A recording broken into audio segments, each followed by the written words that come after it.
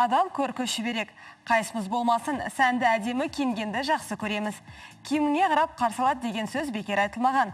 Егер заман талабына сай киініп, көпшіліктің назарын өзіңізге аударыңыз келсе, сізге келесі бейнезүктің пайдасы тиеді. Әдемі көйлекпен үлесетін тауға жарайтын әшекейлер мен басқа да аксессуарларды қолдан жасауға болатынын көрсетеміз.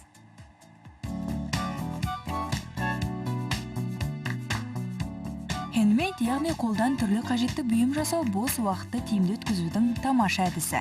Шебер қолдан шыққан дүниелер сүйіспеншілікпен жасалса, тұтынушының көзін қуантып, жанына жылы ұшырап тұрады. Хендмейд шебері болсаңыз, жақындарыңызға сыйлық жасауда қиналмайсыз. Это сейчас очень модно. Хендмейд өте қызықты өнер. Ол шыдамдылыққа үйретеді. Өз қолыңызбен әртүрлі бұйымдар жасай аласыз. Мәселен, сөмкелер, білезіктер мен шашқа арналған аксессуарлар, сырғалар дегендей. Осылайша достарыңызға таптырмас сыйлық жасауға да болады. Айнұр Райымқұлова бисер мен әдемі тастарды тізіп шашқа сән беретін бұйым жасап отыр. Оның хендмейдпен айналысқанына 8 ай ғана болыпты. Әуеледі интернеттен әшекей бұйымдарын кездейсоқ көзі шалып қалған. Бұл оның қолөнерге деген қызығушылығын оятты. Бастапқыда ойына келген көркем дүниелерді өзіне ғана жасапты. Кейін оның бұйымдарын достары көріп, тағы да жасап беруге қолқа салған.